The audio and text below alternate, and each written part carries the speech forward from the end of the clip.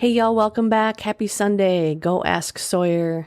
I am your host, Jamie, and this is my new journaling series that I'm trying out to just start to uncover some emotions, childhood traumas, wounds, whatever you want to call it. There's 10,000 words for it now, but I'm just taking you on a journey for those of you who have a therapist, don't have a therapist, don't know where to start. So what you will need today is your journal, something to write with, of course, or your notes app if you're that kind of girl. I want to type it out or write it out. However, you can get your feelings down. I will say, pen to paper, there is something so liberating and freeing about writing your stuff down. And for those of you who do say, like, I don't know what to say, I don't know what to write, I'm going to guide you through it today. You will also need a timer on your phone, if that, and then just some time for me. Our focus today is shame and uncovering shame. And I do have a feeling we might come back to this a couple different times, but only because I feel like shame can be so big and it can be so layered, but underneath of it all is our authentic self. And that's what we're trying to get to and get back to, so we don't project our hurts on other people. So to start us out, what you're going to do is you're going to press pause on the podcast, set your timer for 3 minutes, and in your journal, you are just going to write until that timer goes off for 3 minutes. You can write a letter to yourself. You can write lyrics to a song. You can write, "This is stupid," over and over. You can write about what you're doing today. I do not care what you write. I am telling you, 3 minutes. Just write it all down and then resume. All right, welcome back. So today, again, we are focused on shame. And this is not that I want to say this is a hard one for me, but this is something that I feel like this is something, even my throat is like, I don't want to say it. This is an emotion that I feel like has driven me to do different things, to act different ways, to hide different things. And I don't think what I realized in the beginning of whenever I started doing this is the more you can own up to your shame, like whatever you may have done, which we'll get into today, but the more you can just own it, the less power it has over you. Like, we all do stupid things. We all act out of character. We all act out of alignment. We all maybe hurt people for either intentionally or unintentionally for different reasons. And then we don't want to talk about it. We want to bury it down. But I'm telling you, that feeling will stay with you and it will never release. And it will show up in different areas of your life and just kind of like distort or ruin different things. Okay. So when we are looking at our shame, we need to remember that peeling back layers requires honesty. I'm not asking you to be honest with me. I'm not asking you to go out and tell all your friends, all your things, but being honest with yourself. And I think that is really hard to do, because once we start to become honest with ourselves, then it's like you can't look away from it, right? Like, once you tell yourself, I shouldn't be at this job. Like, if you're talking to your friends, you're like, oh my gosh, I hate my job and blah, blah, blah. You're like talking about it. You can kind of pretend that conversation didn't happen and then move on with your day and go back to your job and just, have a great time. But once you sit with yourself and realize, like, I shouldn't be at this job anymore. Like, this job is sucking me dry. That personal conversation with yourself, you can't get rid of. You can't go away from. So you got to get honest with yourself. When we think about shame, how do we bring it on ourselves, right? And then how do other people make us feel shame? And I did ask a few friends this exact question, and it kind of came back the same every time. I feel shame when I'm out of alignment with myself, or when I behave in a way that isn't true to me, maybe gossiping, maybe lying, cheating, even the smallest thing. Like, I littered the other day. I know this is really stupid, but like, I littered and I just kept walking And I thought about it all day long. I was like, why would I litter? Like, why would I do that? The earth is so dirty and disgusting the way it is. Why would I add to that? And I know that's like okay, Jamie, but I'm just giving an example, right? That was me bringing shame on myself. And then when do other people make us feel shame? And I guess that one I'm still trying to answer, because I feel like when someone is making me feel shame or me feel bad about something, oftentimes I'm noticing it's a projection, right? It's something either they would never do, like, oh my gosh, I would never cheat on my husband or wife or girlfriend or boyfriend, or I would never steal from that store. Or it could also be something that they would want to do, like, again, their shadow self.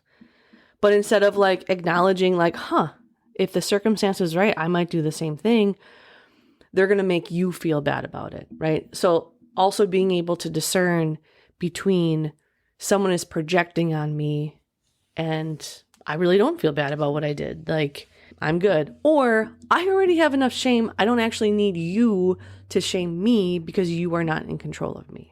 Okay. So today we're really going to focus on the first one, bringing shame on ourselves, and how do we move through and move past that. So Proverbs 11:2 says, when pride comes, then comes disgrace, but with humility comes wisdom. So it's one thing to have your pride get in the way and to do something that you don't really like. Again, we'll bring shame back. It is you're embarrassed of, you're ashamed about. But it's another thing to be able to own up to it. There's so much power when we're able to say like, yep, I did that. I did. I own it and I did it and I'm going to learn from it and I'm going to move forward. There's so much power in that. Then once you take that, no one else can take that from you. I want you to think of a moment right now in which you've done something that you are just not proud of, that like in your heart of hearts, you're like, I pray to God nobody finds out about this. Think of that moment, and then I want you to say it out loud. I didn't pay taxes. I did. Just give me an example. I want you to say it out loud. I want you to put your hand on your heart, and I want you to say it out loud again. Oh my gosh, I do have a lot of things that I could say, but I don't know if I'm there yet. Okay, I don't know if I'm there yet to share it with my 10 listeners. Okay, I don't know if I'm there yet, but if we ever meet in person, I promise I'll say it out loud. And then I want you just to say, I forgive you. Like, repeat it again. Say it out loud. I forgive you. Say it out loud again. Hand to heart. What have you done that has brought shame to you, that you know you were so out of alignment? The strongest way out of shame is through trusting yourself. It's got to start with you, owning up to it and trusting yourself. The only way out of darkness is to turn the light on, right? What is that saying? Everything that happens in the dark will always come to light. Holy crap, that has come true for me so many times. So many times. And it is so true. If you do something in secret, if you do something in the dark, I promise you it will come to light. I promise you it will come to light. And that really sucks. Anyways, but the way out of the darkness, like if you're in it and you're like, I got to get out of this, turn the light on. Speak about it to yourself. Start with yourself. And again, I am not saying that you need to tell the world your most shameful things. You can tell that to a therapist, but it really starts with you. Like when I started journaling, I was even scared to tell myself the truth. Like I was even scared to write some of the things down because I didn't want to face them myself. How much more powerful is it to be like, no, I'm going to go through it. I'm going to sit in the darkness. I'm going to sit in this shitty, horrible feeling. I'm going to curl up in a ball and I'm just going to face it and own it. I promise you, as much as it hurts, you will feel so much more empowered and better on the other side. When we do feel shame, sometimes when we hide it, it makes us act out of character. And I'm gonna share a story. Recently, I had sent a text to someone that was not very nice. They were the receiver of this text, and although in the text there was truth in the words of it, some of the words of it, I was in a place of anger and confusion and hurt and sadness. And I took all of those emotions and I put it in that text and projected it on that person. And, I sat with it, whatever, a couple weeks went by, more light was shown on certain situations. And I thought, you know what? I want to apologize for that because that was not me. Like that was not me at my core. And although I didn't actually have to send that apology text, in my heart of hearts, I knew that wasn't me. And I did not want like that to be the last interaction. So I did reach out to do, to say like, I would like to apologize, but I also had no expectations on the other end. I realized that other person could have been like, screw you, I don't want to talk to you. Or that other person had blocked me or whatever happened. But as luck had it, they opened up and said, yes, let's talk. And we had a 2-hour conversation about some really hard things. And a lot of beauty came out of it. And no, it was not easy. Even for me sitting in it to hear the person say like, I didn't deserve that. I didn't deserve that. And to hear and to have them keep asking like, why did you do that? And for me to really not have an answer. Like I had my explanation, but I didn't have a true answer. It was really hard for me to hear that on the other end. But I was like, no, I'm going to sit with this because I hurt them, right? I brought shame on myself by doing something hurtful to somebody else, and I was trying to own up to it. Now, that, of course, is just one example. And yes, I did reach out to the person, but it definitely helped kind of project me forward, move me forward. I sat with a lot of shame after my divorce when I was trying to decide if I was going to get divorced or not. I thought I was gay. I didn't know for sure. No one was really helping me. Like, how are you in a marriage? And you're like, I don't know if I'm gay or not. It was bad. But I had a lot of people around me making me feel shameful for who I was. And I understand it was out of love because they were like, I don't want you to end your marriage. I don't want you to hurt your kids. I don't want you to hurt your, husband at the time. But that just made me like feel like I was a bad person. I was shameful. I was wrong. And like I held that shame with me for a long time that I did all of this stuff. And I have since been able to release it. But what has maybe been something also that people have made you feel shame about? And a lot of times shame forces us to abandon parts of ourselves.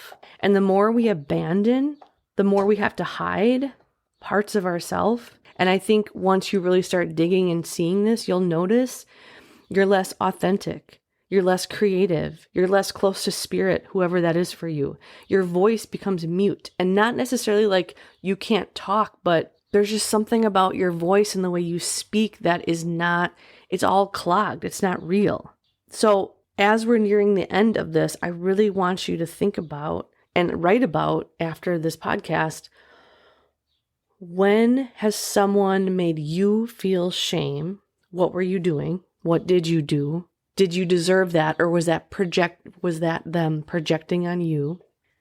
And then I want you to think about a time when you did something that you felt shameful for, that you were like, dang, that was not me.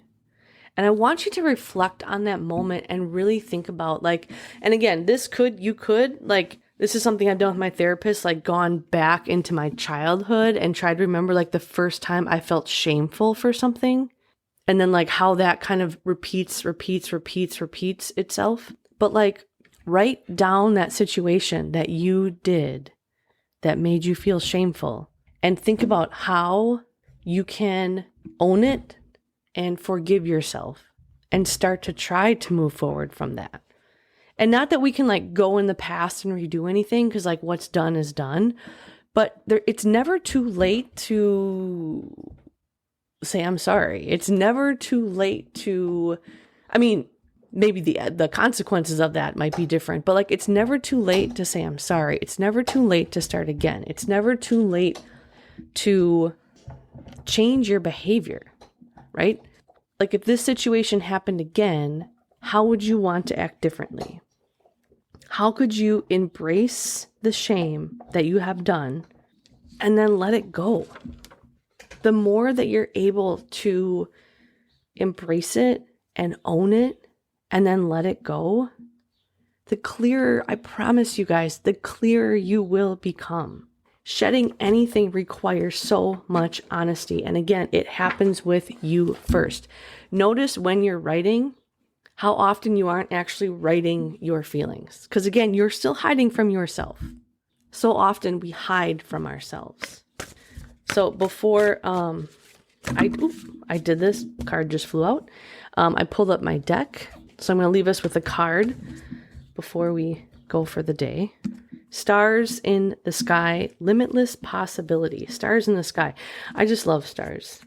I absolutely love looking at the sky at night and seeing all those stars and thinking like, wow, nature is amazing. When you look up into the velvety dark blanket of the night sky covering the vast expanse of space, can you count all the stars twinkling above? Can you imagine that you are only glimpsing a teeny sliver of what is actually there?